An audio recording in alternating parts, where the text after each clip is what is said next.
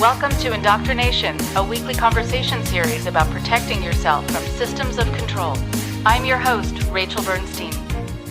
Hello, everybody. I am so excited for you to be able to hear part 2 today of my conversation with Pamela Nickel Williams. She is returning today to speak with us a little bit more about her story, getting into more about her experiences with her father and with her parents in general, and more, of course, about her time being raised in Scientology. She was born actually into Scientology, and her parents were early members, close to L. Ron Hubbard in the late 1950s. After years of suppressing her childhood memories, she began documenting her experiences to understand the impact of Scientology on her family. Her upcoming memoir, Clearly Lies Are True, reveals her painful journey as a cult and sexual abuse survivor. The book explores her parents' pursuit of quote-unquote total freedom, something that Scientology promises, her sexual abuse by her father, and her mother's psychological deterioration attributed to the church's practices. This is the second conversation with Pam. So if you haven't already heard our first episode with her from the last time we talked, please go back and check out that episode. You can find out more about Pam and her forthcoming memoir at www.clearlyliesartrue.com.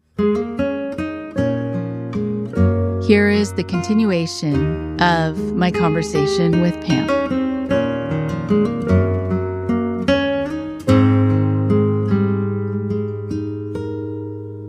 I am so happy to be able to have Pam Williams back with us today. It's so interesting when a guest comes on to talk about certain subjects and then other issues that didn't get to be as addressed come up. And it seemed like it would have been a good idea to find another time to talk, which we did. And I'm really happy about that. And that we can dive into certain subjects and kind of give them the exploration or even kind of the respect that they deserve, because they're big issues and they impacted you.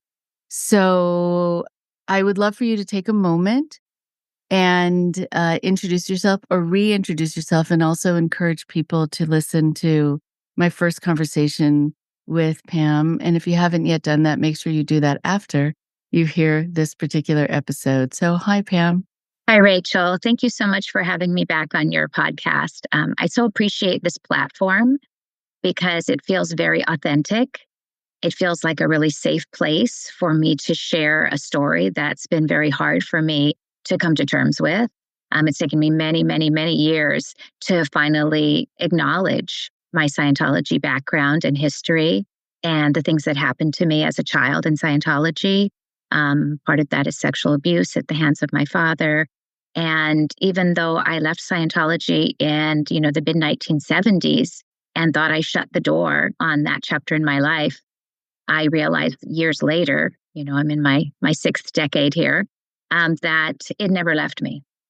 It never left me, and it resurfaced, in strange and interesting ways, even though I tried to push it down. So it's been great to be able to put that into my writing. I have a book, Clearly Lies Are True, that's soon to be published. So you'll be hearing more about that. And I've had an opportunity to speak on several podcasts, and now yours, to just share the truth that happened. So I hope that it's interesting for listeners. I hope that it's helpful. That's really my goal, that anyone who listens finds something in my story that they can connect with, and that leads them to their own healing process. It's said quite beautifully. When I talk to people who have had certain experiences or the reason that they're coming to therapy is because of X reason, or they're joining my support group is for X reason, or coming on to the podcast is for X reason, because they know that that's the thing that explains why they're coming to me for therapy, or why they're coming to the group, or why they're talking on the podcast. What comes through also is that that's not all they are, and that's not their whole world. That is one piece. And that very often, because we are complex beings and sometimes our pasts are complex, sometimes more so than others, there are multi-layering issues and things that impact other issues. In fact, there are people who will often talk about being, let's say, vulnerable to being in a relationship with someone who took over their lives because, as it turns out, that's the relationship they had with their parents and they got conditioned. And that's just as important of that part of the story for their lives, just seeing the overlay and how things impact a person. There was also something that I want to make sure that we get to, which is the complexity of the relationship when there has been abuse, because you talked about feeling connected to the person who abused you. And that also is not atypical. And so, time permitting, I would love to be able to delve into that as well. So, tell me, I want to have you take the lead on this because these are parts of your story that I'm actually not familiar with yet. So take me and take our listeners back to where you'd like to begin telling that part of your story. So as I mentioned in the first time that we talked, there was a traumatic life event that happened to me about 15 years ago. And what I've learned about trauma is that trauma can reactivate trauma. And so that's exactly what happened to me. So it was something that happened in my family, and my husband and I were having this very heated conversation. And I looked down at his hand and I saw his wedding ring. And I had this flash of my father's hand and my childhood bedroom. And I was spooked. I thought, what is going on? Am I going crazy? Like, why am I seeing that? That's very, very strange. And it shook me. And it didn't go away, though. So that kind of started to be this recurring memory. And I started to think about that and think about, why was I seeing that? What did that have to do with anything? And through, many, many years of writing, I started with that little tidbit. I started with that, and I started to describe my childhood bedroom. And I started to think about that period of time in my life and what memory I could attach it to was that my father, I had this memory of sitting on my father's lap and that he said, "This is our secret." And I clearly always had that memory. That was one that, I didn't repress. And I always wondered what our secret was. I didn't know what it was. And I thought, maybe it was Scientology. I didn't really know, what it was. And kind of pushed that down anyway. I didn't want to think about it. So, when this memory came up and I started to write about it, I started to remember other pieces of information, other things that had happened. And what I learned from reading about other sexual abuse survivors and reading the book, The Courage to Heal, which is an excellent book for survivors of sexual abuse, that happens, that's sometimes the way that your memories, will come about, that it's not going to be this, from start to finish memory of exactly everything that happened because, memories are not built that way. Memories are built on, sometimes visual, sometimes sound, sometimes feelings, so lots of different ways. So that helped me with trying to make sense of it. When I actually remembered the pieces of it, that was very hard for me. That was very, very, very hard for me, the actual abuse. And I don't know if it's true of other sexual abuse survivors, but I didn't want to believe it at first. I didn't want to believe it. I didn't want to think, I thought, Oh my goodness, Pam, you're crazy. You're just making these things up. Like, how could that have happened? How could this have happened?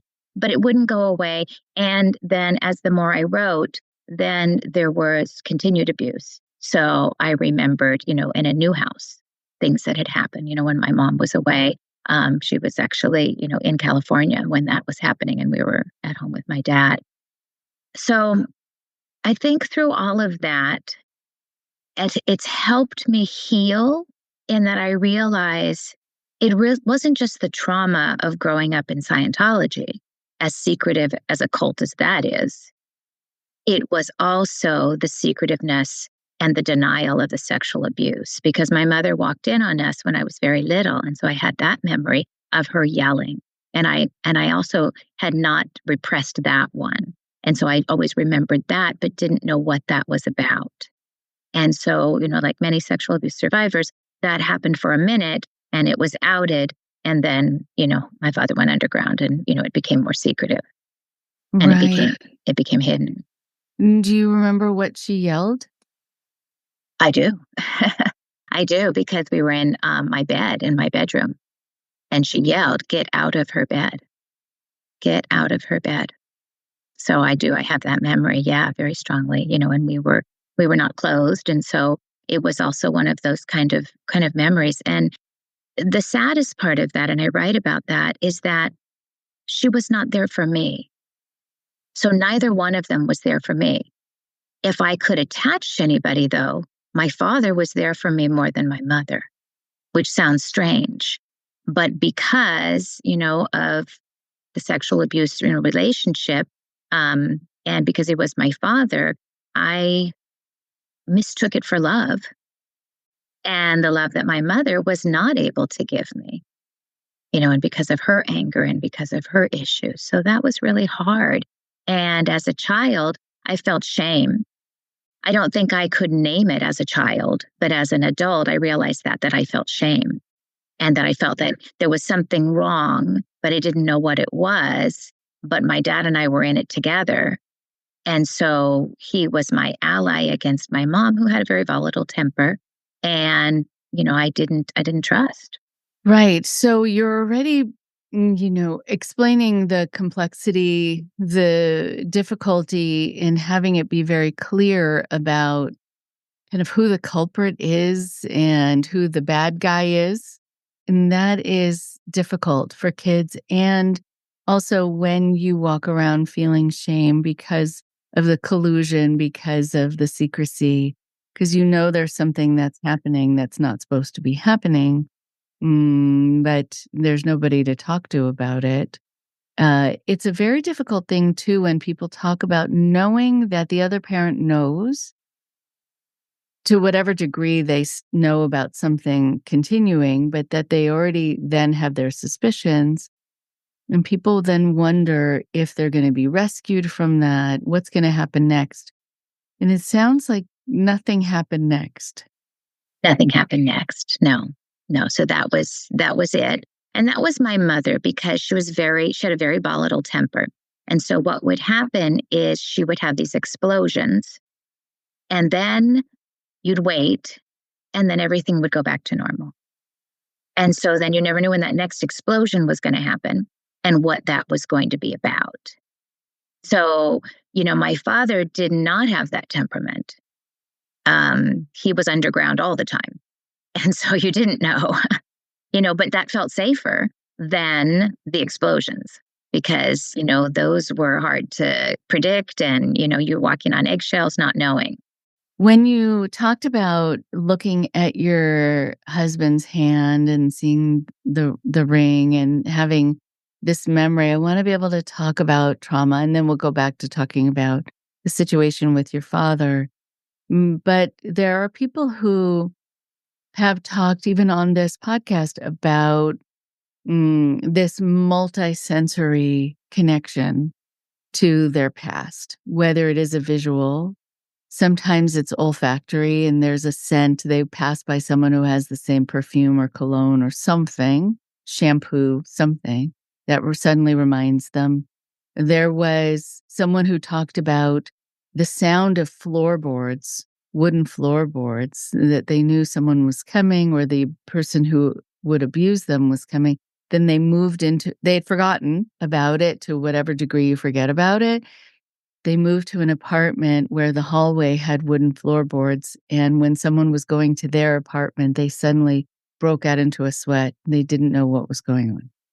And so I'm curious just about memory, if we can talk about what you've already brought up about memory and then go back to your father. So what else did you learn about memory in general?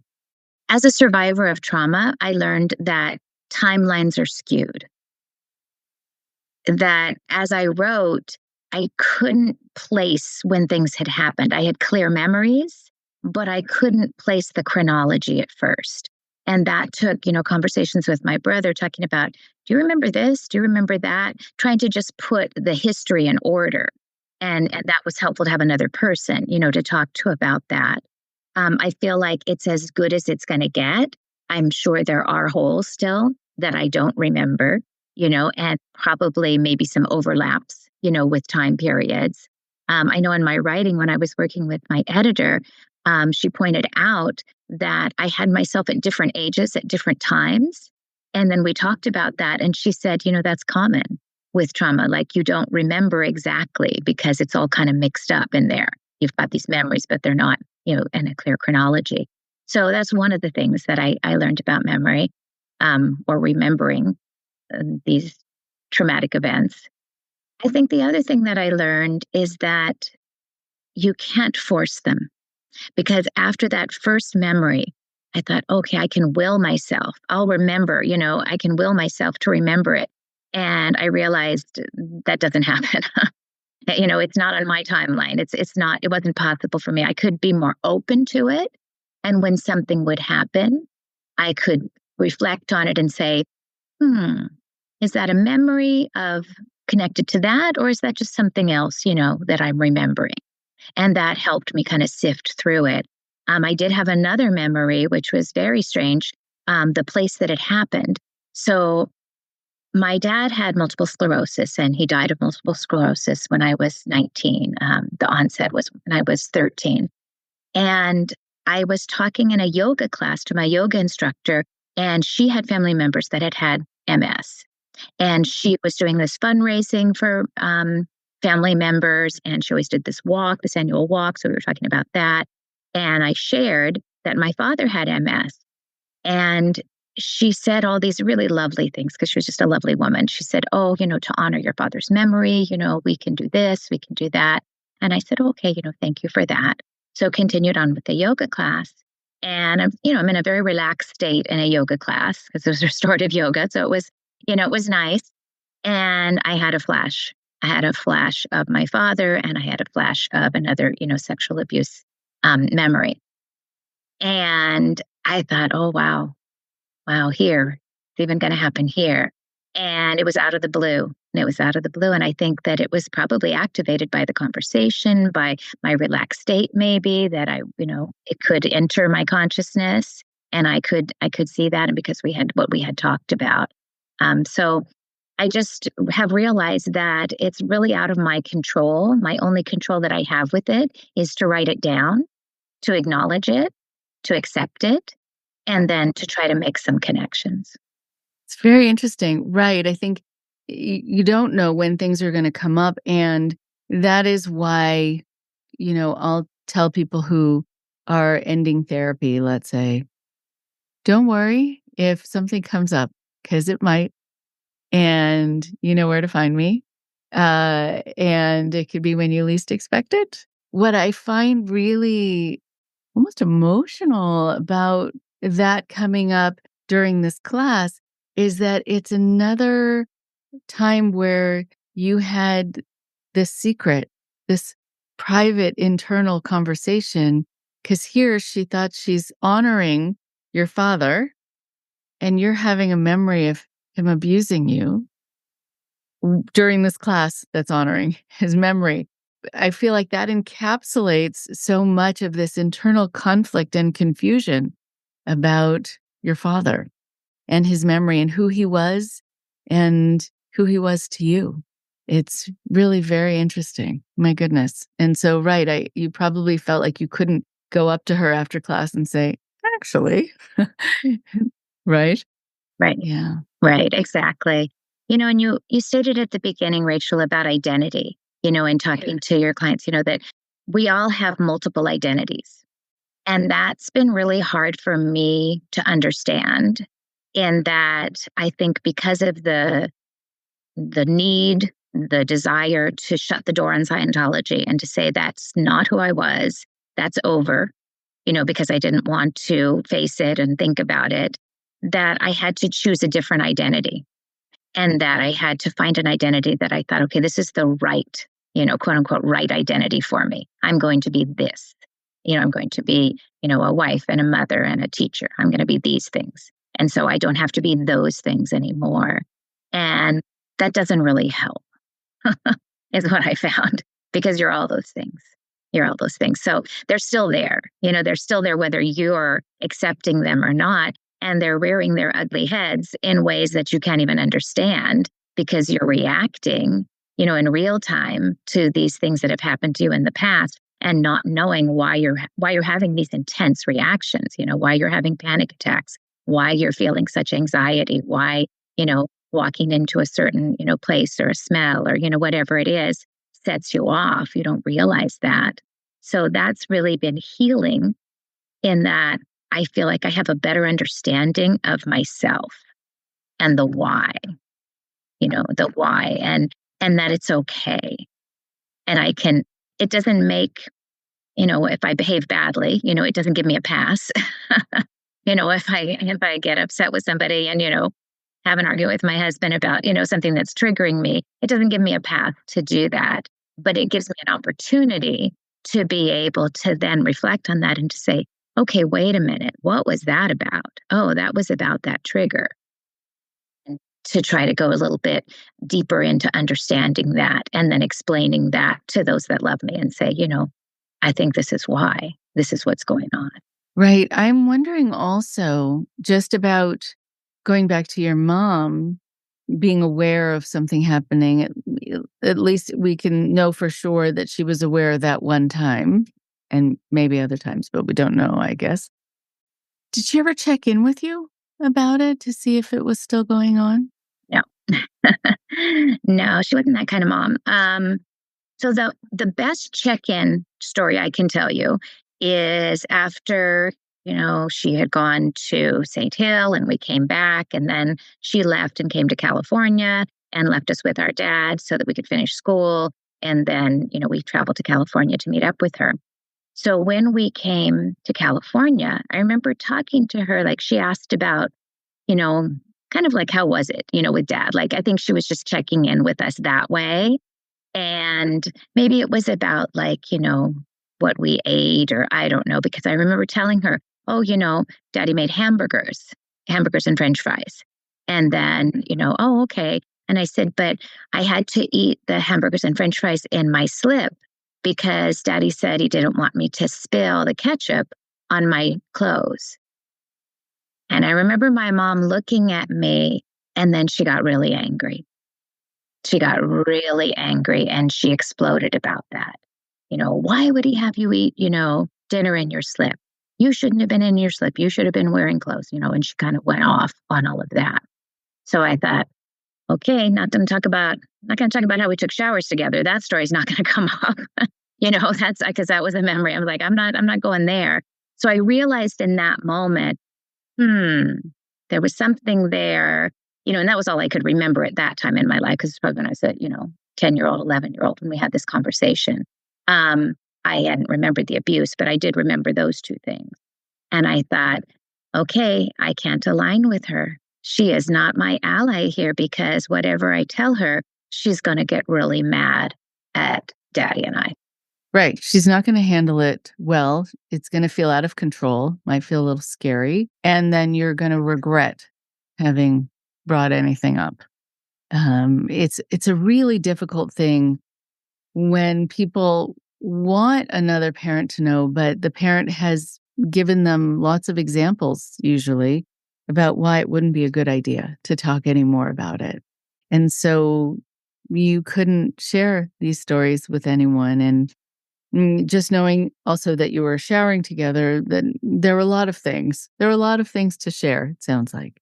But she was not a safe person to share them with, which is really, really unfortunate. I wonder about your brother. Did he have a sense of anything happening? No, we've talked about that, and he was much younger, and so he doesn't have any of those memories, and that was hard for him to hear that from me, that had happened. So, he felt a lot of remorse about that, that he didn't know, and he was kind of in his own world. He was much younger, and he didn't have that relationship with my dad. He had a stronger relationship, with my mother. So I think for him, he really had a lot more abandonment, maybe that felt a lot more abandonment than I did. We both felt it, but I think I felt it differently because of that. Yeah. But it's interesting, Rachel, that whole connection with my dad. So then, as he got sick, that was really frightening to me when that started to happen. I didn't understand it. I didn't know what was happening. We moved into a new apartment. I talked about that last time when we moved to a different part of LA. And when he and I went to the apartment, I think we were like checking it out or doing something before everything got moved in. And his legs had started to go out on him. And so he was walking back and forth, touching the walls in the apartment. So in Scientology, it's a training drill, walk to that wall, touch that wall, so it's one of their weird training drills. And he was doing it. And so I remember watching that as, I was probably 12, almost 13 at that time, and watching him do that. And then he would collapse. He would collapse either when he got to the wall or he would collapse before he got to the wall. But he was willing himself to continue that training drill as if he could prove that he could do it, in this new space or something. And I said to him, stop, you're falling down. Stop doing that. You're falling down. And he kept doing it, ignored me. And then he needed me to help him get up. And my father was a very large man, 250 pounds. And I was a small little child. And I remember thinking, I can't do it. I can't help him, and feeling badly that I couldn't help him because he was asking for my help, and he was able to crawl over to, something. I think there was a built-in bar, that had a ledge that he could hold on to, and he could climb up and, ride himself. But I clearly remember that memory, and I wrote about that, of how frightening that was. And then watching the trajectory of him, go into a wheelchair and, helping him with what he had to do to drive back and forth to work. He couldn't, I shouldn't say he couldn't. It was a long drive. And so there were no bathroom stops along the way, or he didn't make them, probably because of the wheelchair issue and all of that. So he had a jar that we emptied at the end of the day when he came home, because there was no bathroom stop. And that was one of my jobs. And I remember, thinking how disgusting it was. But also I felt this allegiance to him, to do it. I mean, it never entered my mind to say no, and I won't do that. And then, in hindsight as a parent, I'm thinking, I think that was my mom's role. I think that wasn't my role. As a wife, if that were my husband, I can't imagine asking my children to do that. I can't imagine. And so, the roles were skewed, definitely skewed. I remember another incident with, giving him a Scientology touch assist. So, a touch assist is, Scientology's version of laying on the hands to alleviate pain, which it does none of that. But if anything, it distracts you for a minute. So, and the absurdity of that with my father was that he had no feeling in his leg and his feet. And that was growing into his arms and his hands. And so that's why he was wheelchair bound. That was, the outcome of the MS, and it happened so quickly. So I was giving him touch assists, touching his legs, asking him to feel my finger. And it would take minutes, like 5, 10 minutes for him to even acknowledge. I think probably he looked down finally and saw that I was touching him, and to say that he felt it. And he had an odor. When you talk about those odors, it's that odor of urine. And so that is a trigger, I know for myself. That trigger is strong because of those experiences with that. So, it was a complicated relationship. And at the end of his life, so my trajectory, I left Scientology in the 70s. At 13, he got sick. I left around 15 or 16. At 18, I moved out on my own and left, my mom's household. She had since that started dating, and exploring a life outside of Scientology. And she had divorced my dad. But I didn't know she had done that. So she didn't really let us know. She did it kind of on the sly. Maybe she didn't think it was our business. I'm not sure why. So once that happened, I was the next of kin and I became the legal guardian for my father at 18, 19 years old, right? So, and I write about this, the calls started happening from, at that time, my dad was in the Veterans Administration Hospital because he had been in the Navy. So he was in the VA. And the calls started coming to approve medications for him. He had a lot of, urinary tract infections because he was catheterized and all of that. And so the first time they called me, I was like, oh, I don't know. And I was, 18 years old. I thought, I don't know what to tell them. I don't know. I didn't feel competent enough. And so I called my mom and said, Mom, they called me. And she said, oh, yeah. I was thinking, oh, yeah? And she said, yeah, they've called me before. And I said, they have? And she said, oh, yeah. And then she kind of explained what it was about. And I said, well, why aren't they calling you? Why are they calling me? And she said, oh, that's because, we're divorced now. And so, you're you're the legal guardian. And that's kind of like a good snapshot of the way that my mom thought about things. And so I was thinking about that, and the writing of it and thinking, was it her lapse of judgment? Or was it that she had some narcissistic tendencies? Or was it, Scientology that shifted her way of thinking about things? I really don't know, but it was very inappropriate. I do know that, and, in hindsight. And so that's what happened is that I would get the calls, and that I became that caretaker, that I was the one that they called. And so I learned how to do all of that. And then at the end of his life, they called me and said, that it was a psychiatrist or counselor, and said, your father's very depressed. And I said, oh, I didn't know that. And we had not gone to visit because I didn't drive. And I didn't have a car. I didn't have money to buy a car. I had saved enough money to move out on my own, and I was working and going to City College, but that was about all I could do. And so I took the bus places, and it was down in Long Beach. And so it was a really long bus ride. So I hadn't gone to visit him, and my mother never went to visit him, sadly. So I have a lot of guilt about that I did not have the ability, to do that because he was dying, and everyone deserves that. No matter what is my feeling. So I finally was able to go there. My boyfriend drove me there. And when I went to go see him, he was emaciated. I mean, he was dying.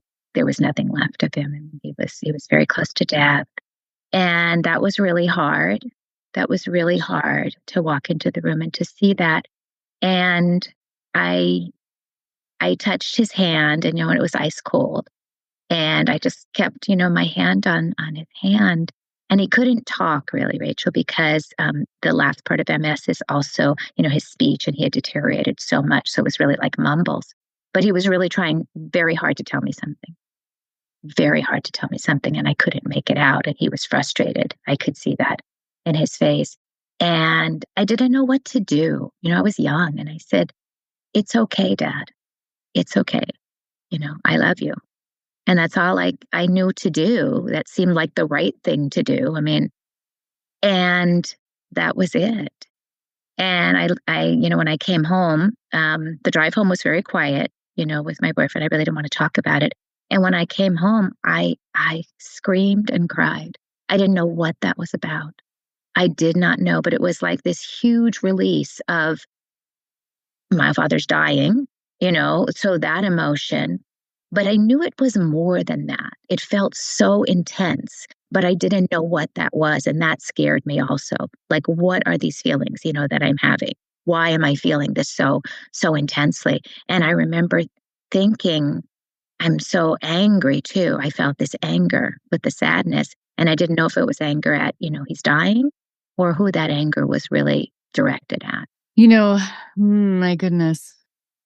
I mean, it's very touching to think, just to go back to that moment of you not being able to make out what your dad is trying desperately to be able to say, which is probably one of the most frustrating things, that you want to say something and you can't.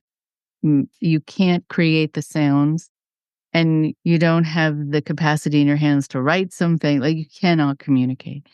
And so you kind of relieved him of needing to say something by giving him the all-encompassing, it's okay and I love you, which is, I think, really intuitive and very kind.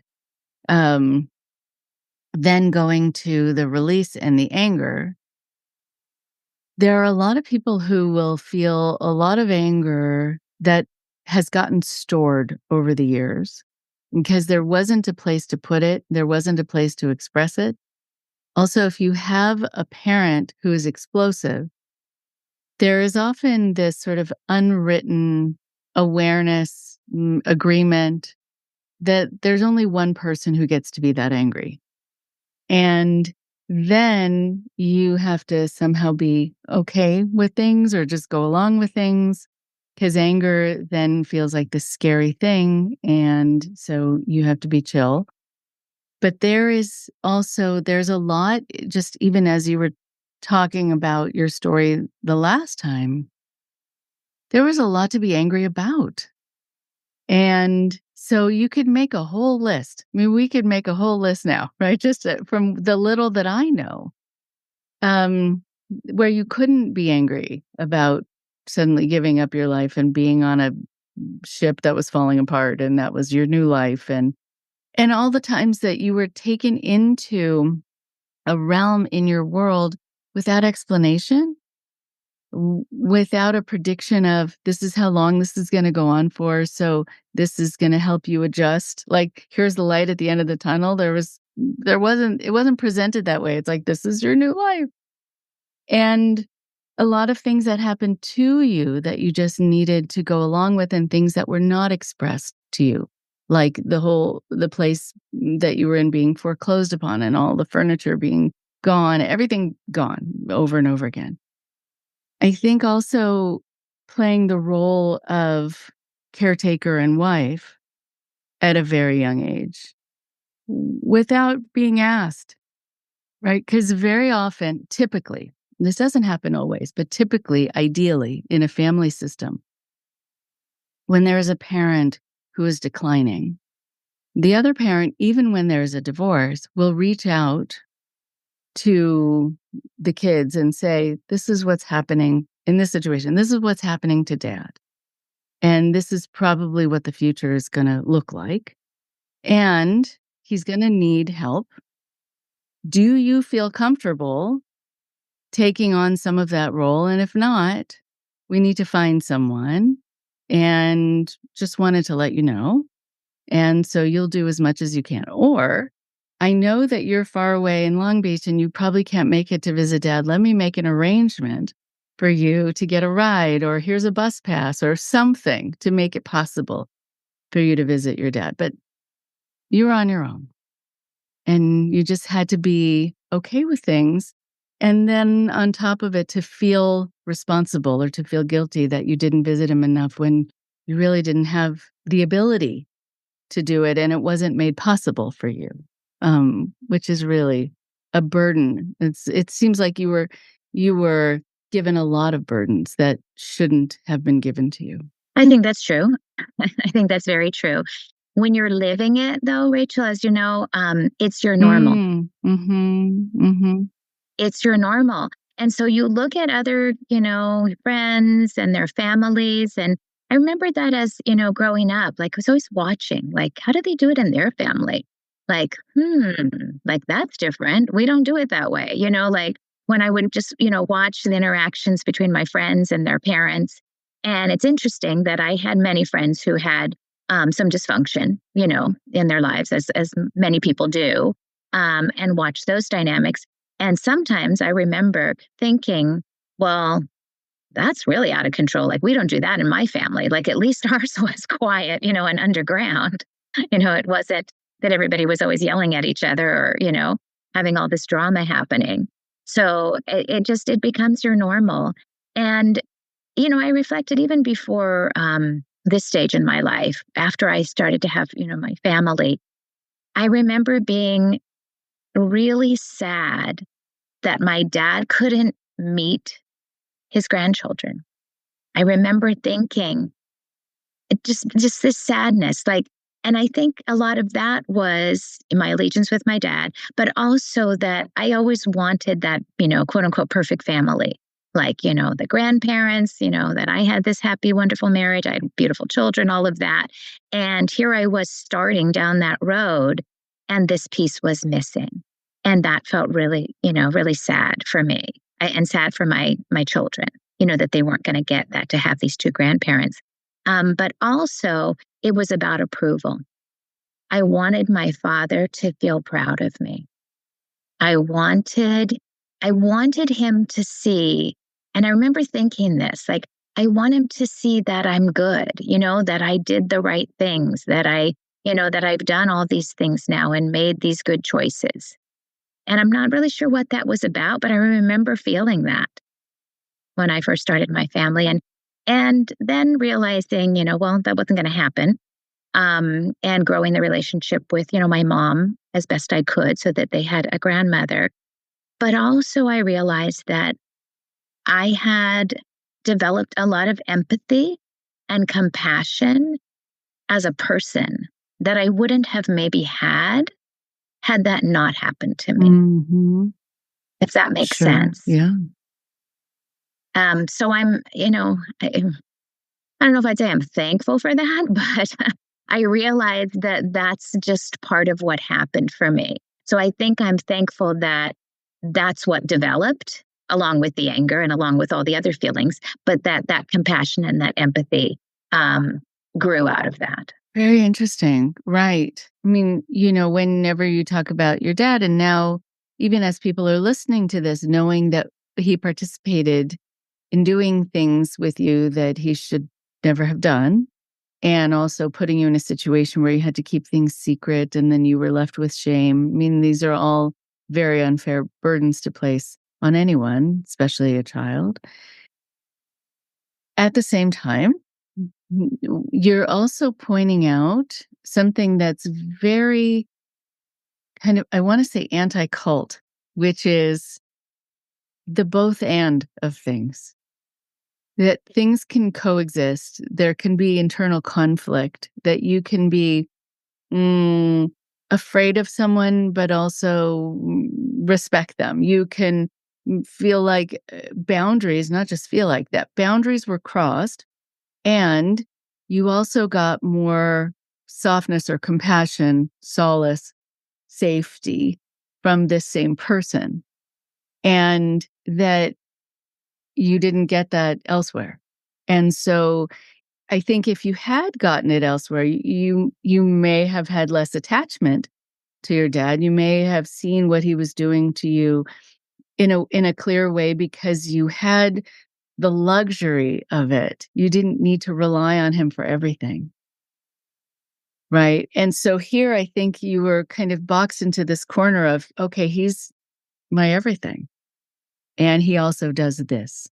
And the reason I'm saying it's sort of anti-cult is that it feels like there's much more black and white thinking, like who is safe and who isn't, who can be trusted, who can't, who's good, who's bad.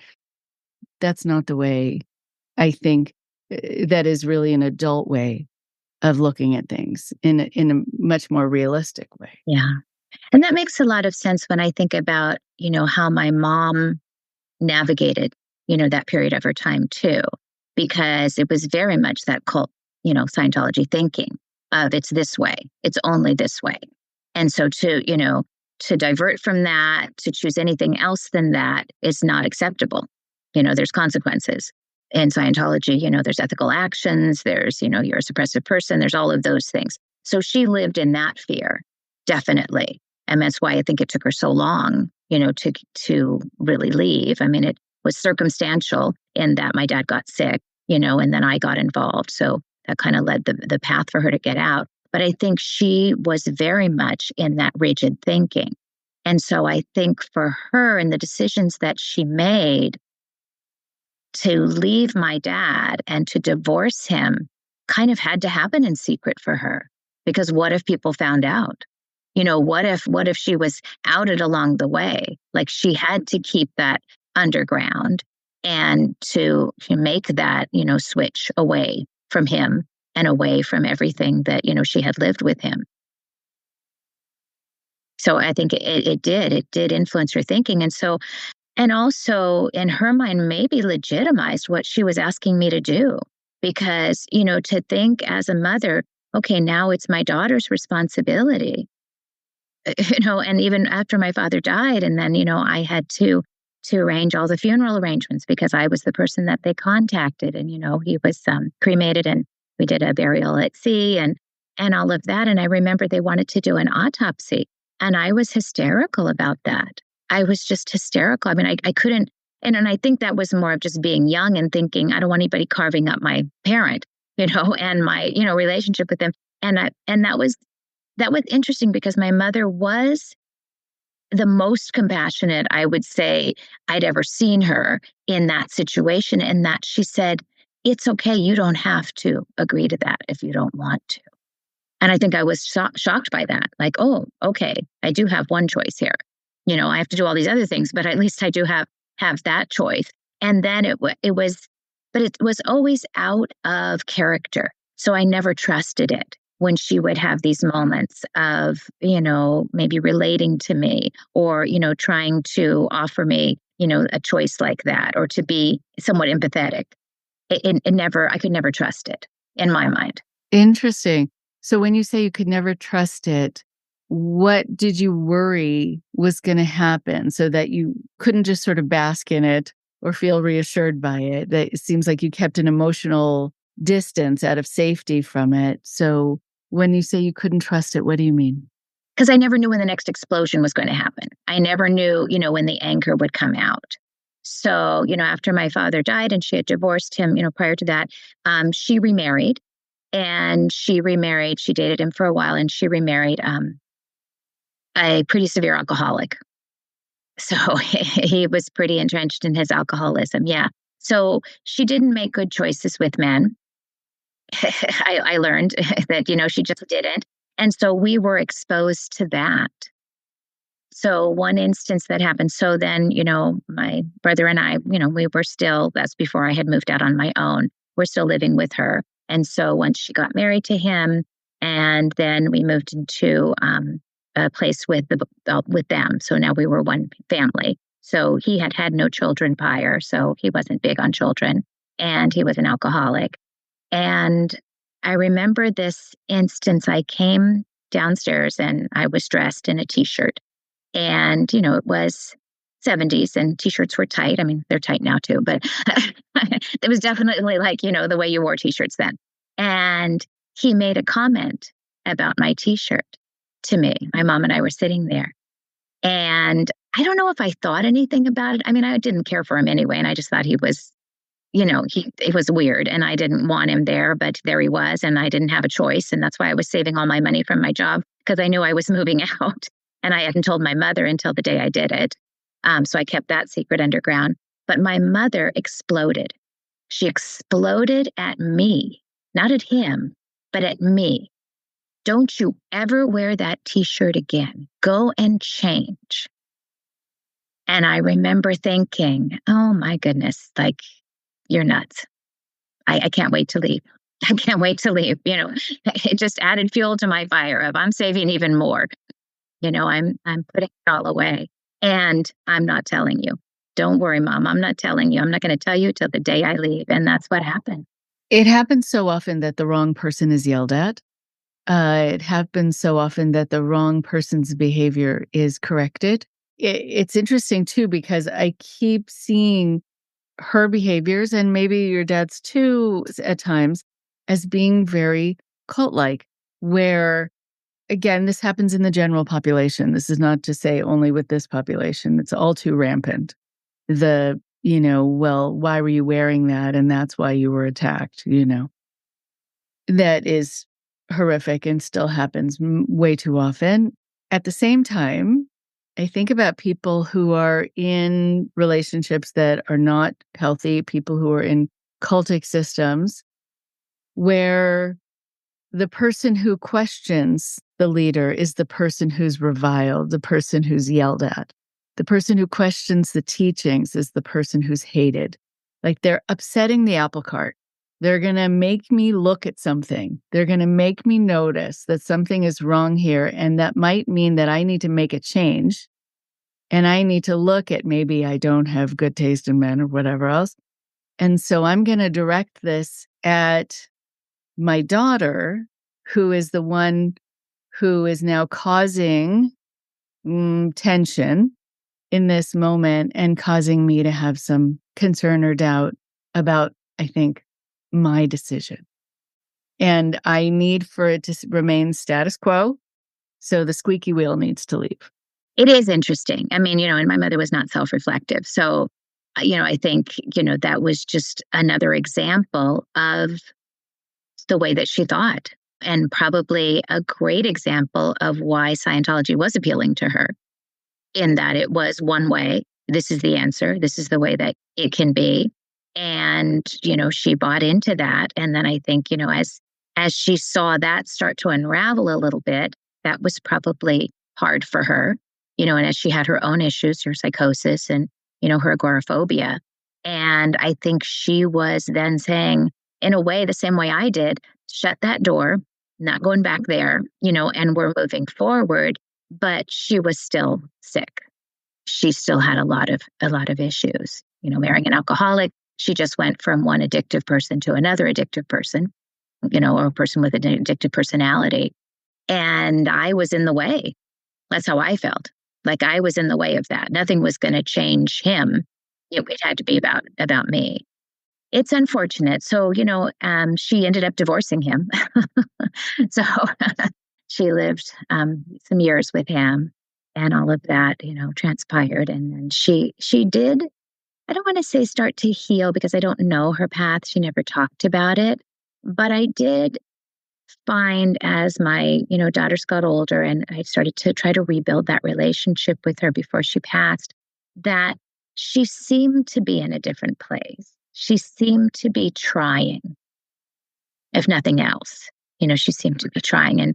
And that, I took as better than how it had been, much better than how it had been. But I still was very cautious with her, very cautious, and, very cautious with my daughters with her. And it took me a while to even let them go, and have a sleepover at her apartment and, to build that. But that was because I wanted them to have a relationship with a grandparent, and they had a relationship with my husband's, parents, their other grandparents. So I wanted that for my children. So I had to make a decision there. And I did. And I think it was the right thing to do at that time. It felt safe enough. But when she passed, that brought up a whole new, set of emotions. A whole new of, here I am. We've started down this path that now is maybe going to get us to healing. Although prior to that, and I don't remember if I shared this last time, that she told me that she had started dating an ex-Scientologist that she knew from her years in DC at the end of her life. That happened. Yes, she shared that with me, at a birthday party with my kids. And I said to her, Mom, I remember just thinking, what is wrong with you? Like, you are crazy. Like, well, how could you do that, is what I was thinking. And I said, Mom, I don't want to talk about that time in my life. I don't want to talk about Scientology. I said, I don't want to talk about Scientology. That part of my life was a nightmare. And that's all I said, which was kind of bold for me at the place in my life, because I didn't feel like I was that evolved. But I felt empowered to say that to her, probably to just express that feeling of just like shock.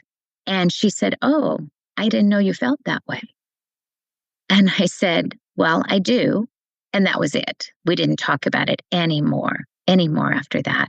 So then when she passed, I went through her, address book and was trying to find people that, she had maybe lost touch with, or, contacts to let them know, because it was so sudden.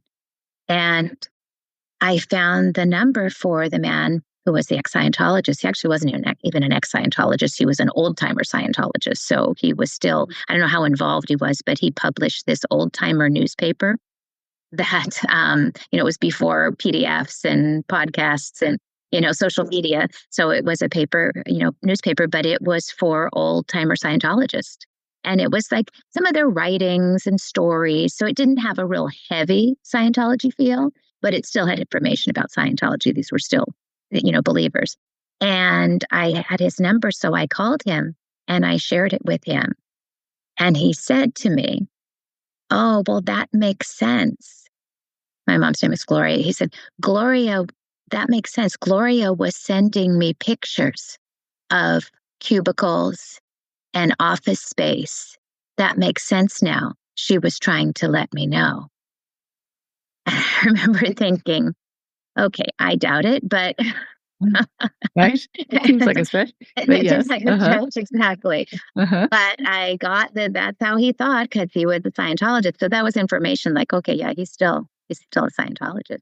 And then he shared with me that they had gone to this LRH library exhibition together. Like that was one of their dates that they had gone on.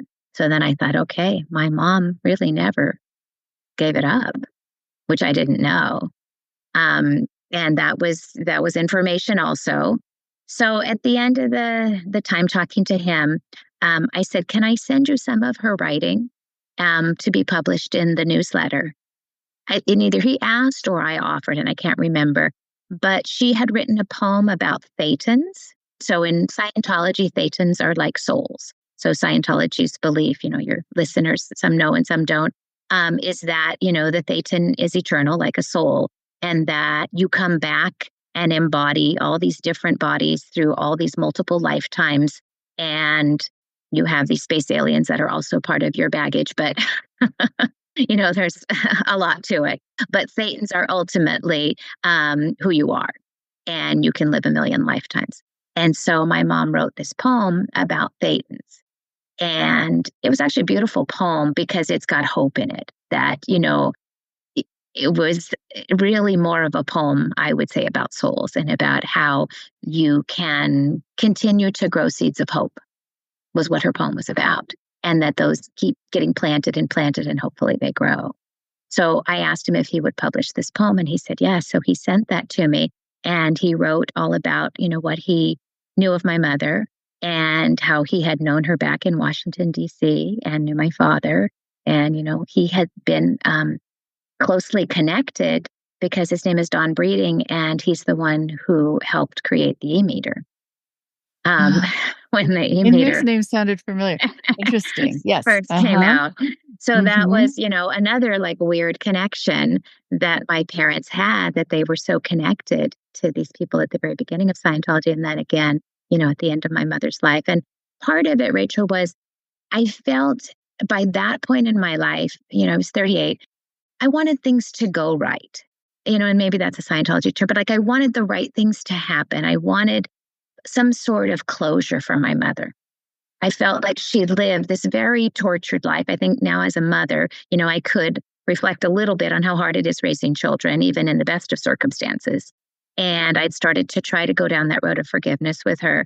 And so I just wanted some sort of closure for her. And that felt appropriate for that to happen with somebody that she had had this relationship with, back in the 50s. And now, when she died in the 90s.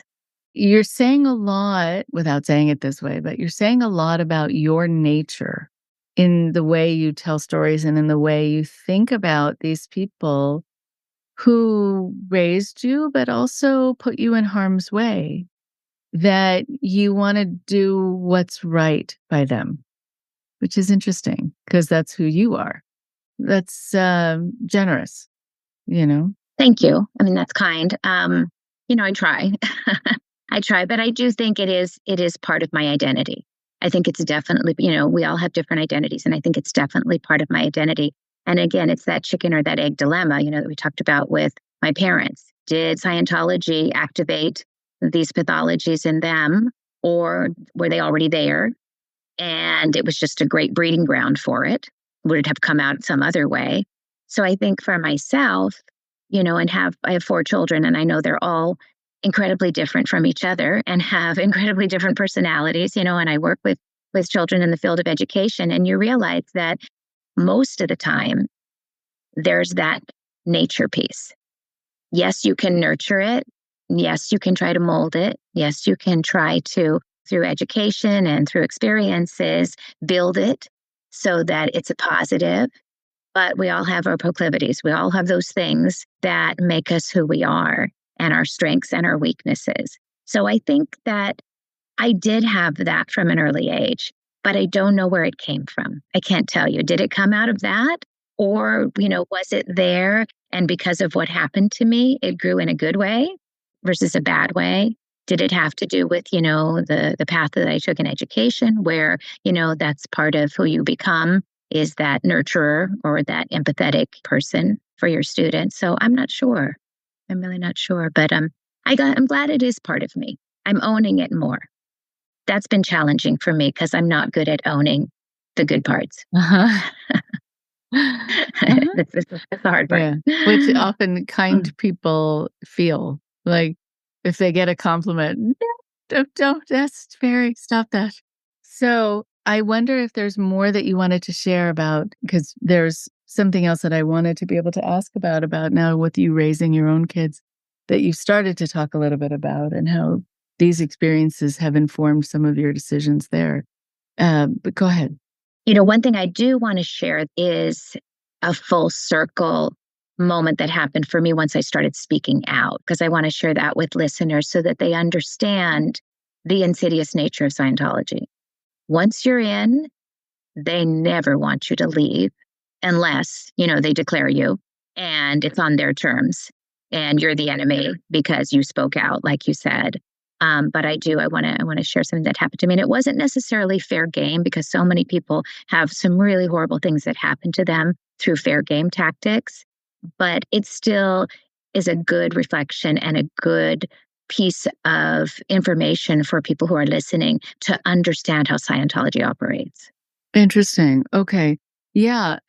So we'll make sure to make time for that. I think I just want to dovetail on what you were talking about, having 4 kids and understanding about kids and being in the field of education. So you already are much farther along in terms of understanding child development, child physiological development, psychological development, all of it. And being able to really understand to a greater degree, much greater degree, that children need certain things and what is appropriate to expect of them or demand of them or want of them at any given stage in their life.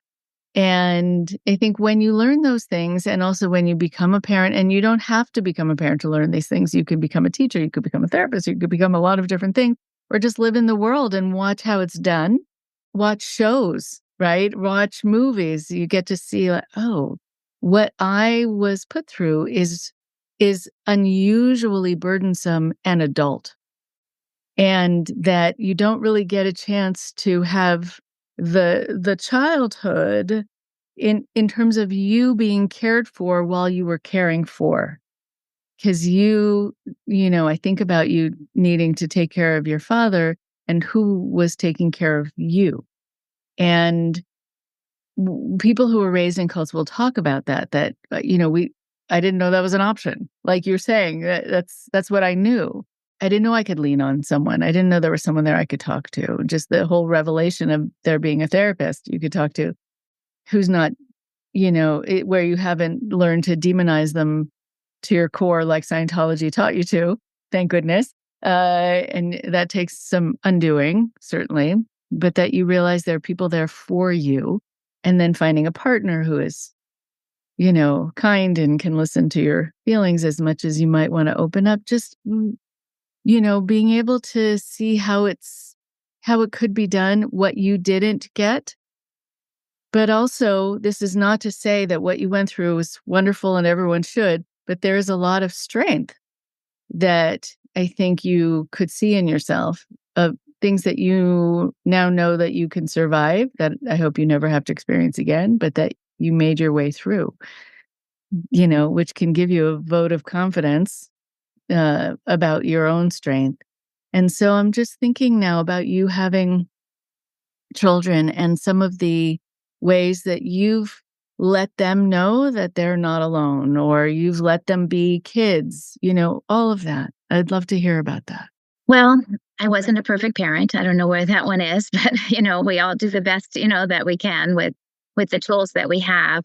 I did know, I knew from an early age I was not going to raise my children the way I was raised. I knew that. I mean, I committed to that. I remember committing to that as a child. Like, I'm never doing it. This is not what I want. And so I worked very, very hard. If there's nothing else about me, I am a hard worker. I know that about myself. Maybe that just happened through the way I was raised, because I had to. But I knew that that's what I wanted for my children, was a normal, quote unquote, normal childhood. I wanted them to have all those experiences that I didn't have, that were part of growing up, and that were positive experiences. So another thing that, and I can talk more about that, but another thing that I really wanted to make sure was I did not want my children to have to ever move. And I really felt strongly about that. Like, we're going to buy a house and we're never leaving it. So that didn't necessarily happen, but the moves were very few and they were within miles of each other. Really like to move from one school district to another, from one smaller house to a bigger house, but really very close by. And I really wanted that consistency for them. So they did have that. I mean, they grew up in the same house, for many, many, many years, and have really fond memories of that, really fond memories. And that brings me some comfort that I know I did that piece right. They were involved in Girl Scouts, and I was, the overachiever PTA mom, and I was all those things, because I knew what I wanted for them. I wanted them to feel worthy and included, and to be nurtured, and to be in a safe space, and all of those things. And so I feel successful with that. Teenage years are tricky. So, someone said that to me when they were little, and I remember thinking, oh, no, I'll be fine, And then you get into the teenage years and you're like, oh my goodness, people should tell you more about this for sure. But we survived all of those, and they've gone, on to become great adults. So I feel successful in that regard, that I was able to provide for them something that I never had. And I worked really hard, to make that happen. I think with my grandchildren now, I see that with my daughters, doing that with them. I see what wonderful childhoods they're giving their children. Wonderful. My two granddaughters are so lucky that they have the moms that they have, because, they just are really making sure that they have great experiences. There's a whole thing with gentle parenting going on now. That's the new term for how you parent. And so that's different in some ways than the way I parented. So I'm trying to embrace that and to understand that, and to say, okay, I get where you're going with that, to acknowledge it, that's okay. That's okay. That's the way that you're choosing. I don't agree with every part of it, but that's okay. Especially as an educator, you never know if you're successful until years and years and years down the line. You plant seeds. That's what you are. You plant seeds all the time, and then you hope they grow. And a lot of the time they grow really well, and sometimes it takes a long time for them to grow.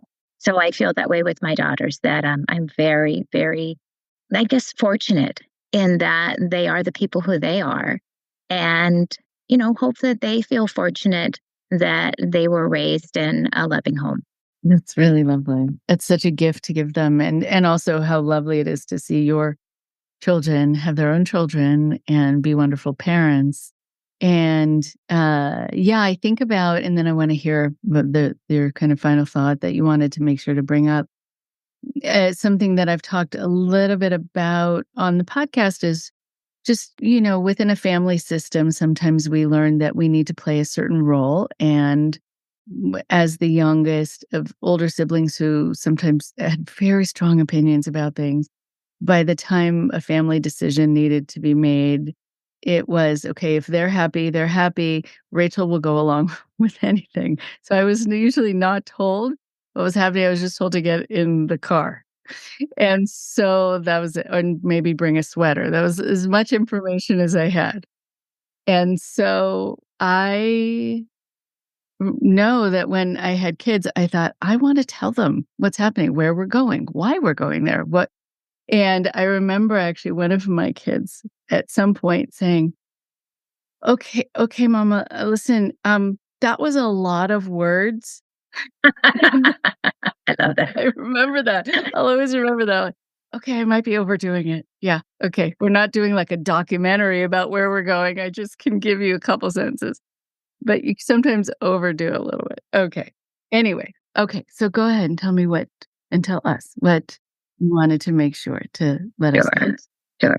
And I'll just add this final comment. I was not a perfect parent, and my daughters will tell you, that there were rules they didn't agree with. And I would say that we were a very normal family that way. And we navigated things, as best we could. So, there wasn't perfection. And I don't want any listeners to think that I became, a perfect parent, because that's never the case. That's never, and it's not a thing. So it's not a thing. Exactly. It doesn't exist. Yeah. So I think the thing that I'd like to just end with is that when I first started speaking out, which was very scary for me, the first thing I did was I emailed Tony Ortega, who has a website and has been very vocal about Scientology. And I shared my story on his website. And after that story was posted, I started to receive, probably about maybe a few months after, all of the Scientology propaganda and mailers and flyers and magazines that I had not seen since 1970s. And I thought, how did they find me? How did they know where I lived? So that was pretty shocking. And my husband started collecting them. And I said, just put them in a bag. I want to kind of see how much. At first, I looked through them. I'm like, just put them in a bag. I want to see how often it comes and how much comes. Like, does it get more? Is it less? And so that's what we did for some months, probably about another 6 months. And then it started to taper off. And then I started to receive texts. So they not only had my address, they had my phone number. And this is after, you're talking about, years and years, decades. And the texts were, hi, this is so-and-so from Celebrity Center. Just checking that your address is, and they listed my address. Want to make sure, are you active or inactive? What is your status? And so, of course, I didn't respond. So got that text. Then I got another one. Same thing, just checking back with you. Want to make sure we have the right status for you. Active or inactive. Want to make sure this is your address. So they're fishing, right? For me to respond like, leave me alone, or, maybe I'll bite. So I didn't respond. And then probably another few months went by. And then I got another one that said, and in the meantime, I actually got letters from the Office of the Registrar, which is so funny because, it's an educational term too, that we have the Office of the Registrar where you register for classes. But, it was Scientology's, Hubbard's take on it. So they register you for the training and the auditing. And all these letters, waiting for you to come back, what is your status? We want to see you again. And then I got a text that said, so looking at your account, like your past account, you have $170 on your account.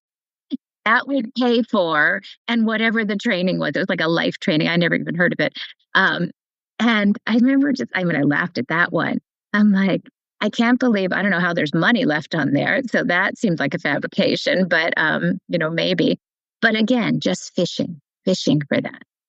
So then the next text, months go by, was about the celebration with Hubbard, the LRH IAS, International Association of Scientologists celebration that happens at the shrine every year. And are you going? Didn't respond. So then one day, a couple of months right before that happened, before the event, these two people walk up onto my driveway, Scientologist, and they had a bag in their hand. And I actually sent the information to Tony Ortega, and he posted it as well afterwards because I wanted to, make sure people knew this was happening as well. And they gave me this bag and said, oh, this is the celebration. I think it was going to be the New Year celebration. And it was like a tutor in there, for celebration, when it's the New Year and you toot your little thing. And there was an invitation, and it was in this nice little bag. And I just happened to be walking out in the driveway, or they would have come up to my front door. So that was kind of a trigger to what had happened to me as a teenager when they came to my door, years earlier. And I, can I help you? Explained who they were and tried to hand me the bag. I think I took the bag and kind of peeked in it and didn't say anything. And they said, so are you going? And I said, will you be attending? I said, no, I won't be attending. And they looked at me. And then there was a man and a woman, and he looked at the woman. And she looked back at him, and he said, well, can I ask you why you're not attending? And I looked at him, and I got a little closer, and I looked at his name tag, and I said his name. I can't remember what it was. And he had a little Scientology name tag on his uniform. And I said, because I'm no longer a Scientologist.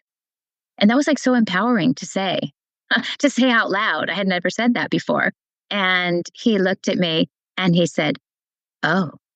He said, okay. And they looked at each other again. And then they scurried off and they said, okay, well, we're going to pass out more bags because there's many other Scientologists in your neighborhood. And I chuckled. Yeah. So that's Scientology for you. Incredible. And what's so interesting too is, and then I know we need to finish up, is yes, they keep track of you. They're not done with you until they're done with you, and then they kick you out. But you're right, it has to be on their terms.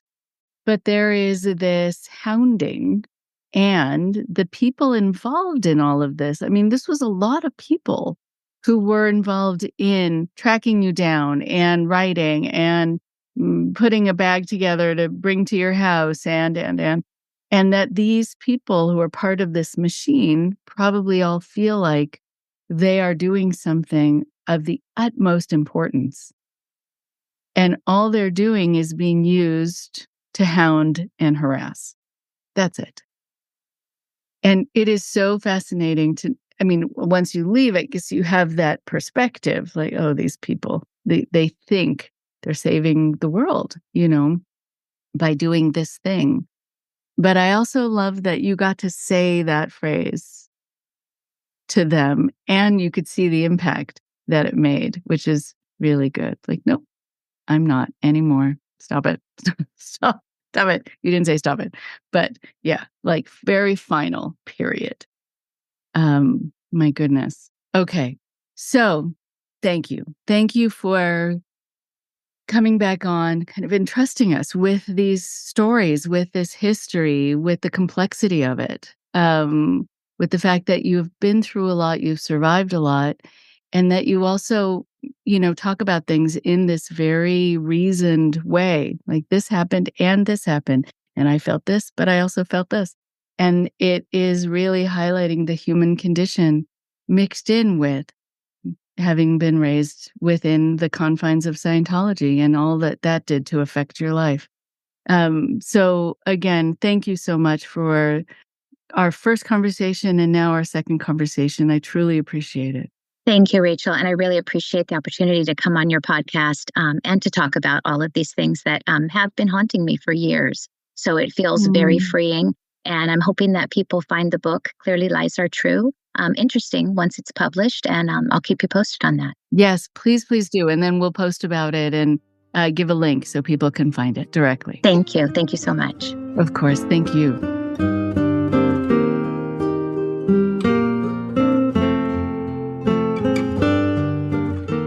One more thing before you go.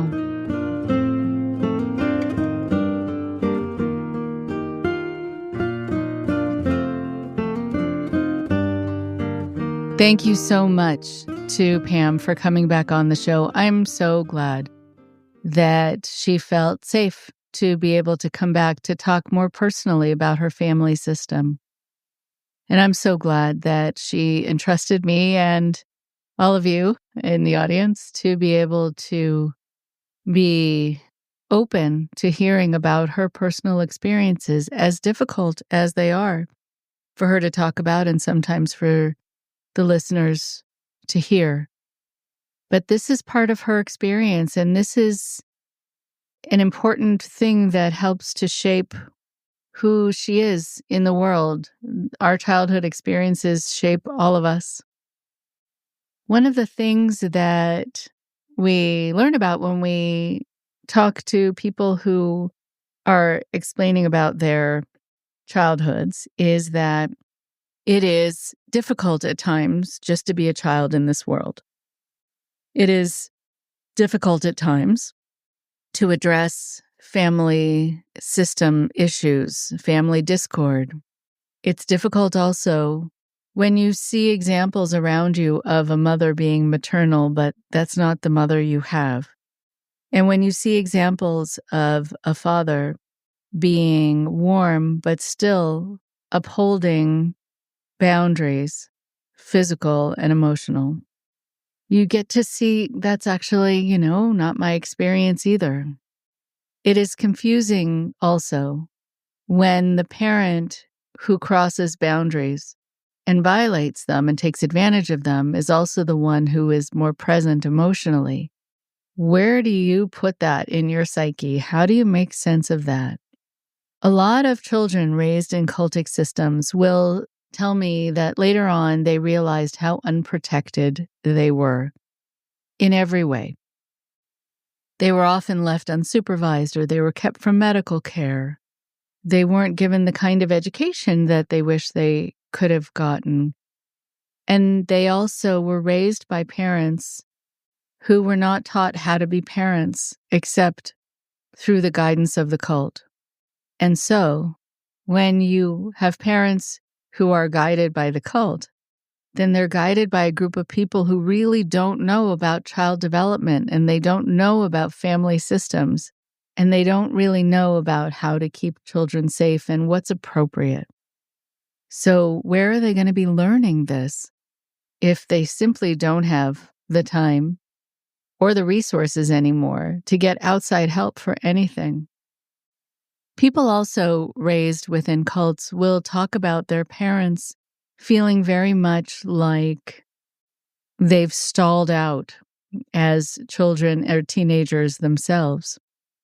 And it can happen that adults in cults will find themselves feeling like once they leave, they have to make up for lost time in terms of their own development, because they can become stuck at the age that they got involved, because their own development, their own way of being in the world, their own maturation takes kind of second place to their devotion to the cult. The time spent in learning what the cult wants you to learn, not on what would be best for you to learn to keep moving forward. And to keep moving forward in terms of being able to also help your children and be a healthy parent. It's an overwhelming scene, to be sure, for everyone involved in a family system in that way. But it's also true that there isn't a place to put your emotions when you are involved in a cultic system. You learn how to avoid them. You learn how to demonize them.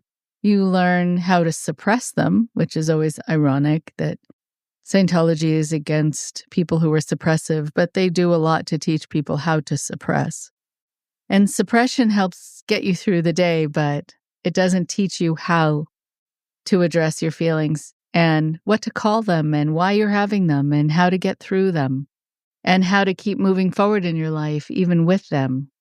You just don't develop those skills. So the fact that Pam was able to do that for herself, for her own family, says a lot about her ability to adapt to life outside and to, I'm sure, do her research and read her books and go to a counselor and use the people around her as good models for appropriate and healthy parenting. It's very sad that everyone is kept from getting the real guidance that they need and the outlet for their emotions. And they're not given a model for what is sort of right and what is safe and what is healthy. So it's just not around you when you're involved in a cult. And so that's why a lot of people who leave cults will say, I sort of attached myself onto my counselor, my coach, my teacher, my neighbor, the people who suddenly interacted with people in the world in a way that I wish I had had in my life and that I suddenly saw for the first time was possible.